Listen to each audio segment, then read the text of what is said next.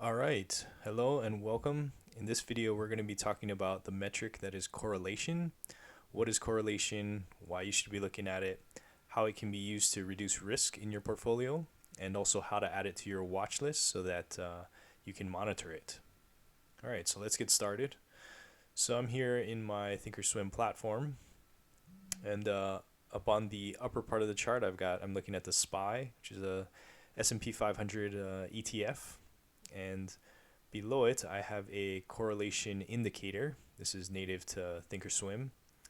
On the very bottom chart, I've got the SPX, which is just the cash settled index for the S&P 500. So it's just a larger version of the SPY.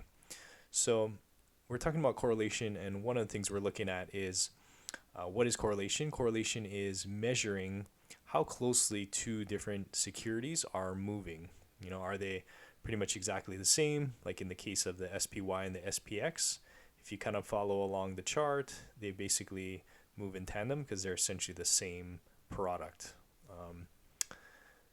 If we were to put in something like GLD, for instance, gold, and we were to track it across the chart, we could see that they actually move maybe kind of contrary to one another a lot of times. Not always, but a lot of times. And so one of the ways that we can measure that or quantify that is with this correlation indicator here. So I don't know if you noticed, but here, as we look at it, the correlation right now for the last 10 days between the SPX and GLD is negative 0.7. So a correlation of 1 means that the two securities are moving exactly the same amounts in the same direction. A correlation of -1 would mean that they are moving in exactly the opposite directions, the exact same amount. In this case, it's negative, so there's some, if gold is going down, then the SPX is going up. I'll bring back the SPY so that you can see. If we look at our indicator, for the most part, it's pretty much always 1 because they're pretty much exactly the same. So that's correlation. Why is that important? How does that relate to your trading? So one of the things that I look at whenever I'm putting on a new trade is to look at correlation, because one of the big mistakes that I made in the past was being too heavy in just one underlying, and that's a double-edged sword, right? It could be good or bad. If positions are doing well, then yeah, sure, all your positions are doing well if they're all correlated, if they're very similar. But if they start doing poorly, then they're all doing poorly. And so with options trading, one of the ways that we find an edge is not necessarily through, or I guess, one of the ways that we find an edge is essentially through premium selling, being the seller of premium, and we find one of the ways that we reduce risk is through being uncorrelated and being in a lot of different underlyings and using different strategies and whatnot. So. All right, so how do we use this correlation metric? So here in my watch list, I have a column here that's for correlation, and this is measuring the underlyings that I'm looking at and how correlated it is to the SPX over the last, I want to say 40 days is the metric that I'm using. I don't think it matters that much the amount of days that you're using, as long as you're pretty consistent and have a good idea of what the numbers look like when you're looking at this metric. So rather than if a lot of times I already have some positions that are pretty correlated to the S&P 500. So what I want to do is look for something that is somewhere less than 0.75 and greater than -0.75. So what is that telling me? That's telling me that it's not going to be moving positively with the SPX, and it's not going to be moving negatively with the SPX. So for instance, if we had something that, even if it moved exactly the opposite, I don't know if I'd want that. I kind of want something that's almost random in comparison to the SPX. I think that's a better way of reducing your risks, through having something that's uncorrelated. So that's what I was able to do here with these numbers in blue. So for instance, if we look at the FXY, which is the ETF following the yen, so in this case it has a negative, or it has a 0.25 correlation to the SPX. So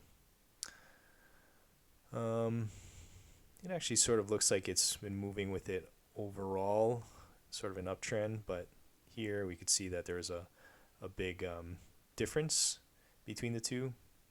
But anyway, so that's one of the things that I'm looking at when I'm looking to place a trade. I'm looking for something that is not so correlated, so that, you know, if I already have a call credit spread, or if I already have a, yeah, if I'm short a credit spread in something like, I don't know, the SPY, for instance, I don't want to put on another call spread in something like the EFA, because here it says 0.95. It's pretty much the same position. So I'd be looking for something here like FXY, or maybe not, well, NEO, yeah, 0.71. TBT, this would be good. This is pretty close to zero. I mean, that's about as good as you're going to get when it comes to not being correlated. And these numbers change. Markets are dynamic, so something to keep in mind. How do we add the correlation column into your watch list? So the first thing that you're going to do, so you're going to go to this gear icon here. We'll click that. We'll click Customize. We will look for this down facing triangle here. We'll click that. You'll look for Custom Quotes. Click that. And all of these are your scripts that you can edit. So yours might have different names than mine. So I will just click one. Doesn't really matter which one. I will add it. Click Add Items here. We'll move it to the right hand side. In order to edit this script, I will click the scroll icon. We can give it a name. We can call it correlation 2. I'll go ahead and delete what's in here. And I will go to the ThinkScript editor, and we will just paste in what the script that I put in the description. And so you can change the inputs if you want. You can change the length. So instead of 40 days or 40 periods, you could do 10 or 20, whatever you want. You could actually change the underlying that it's measuring the correlation against. In this case, the default is SPX. As far as the threshold for marking in blue, what the which underlyings have blue, I put 0.75, but you could change that to whatever you want. So once you've pasted that in there, we'll put this to daily. We'll click OK.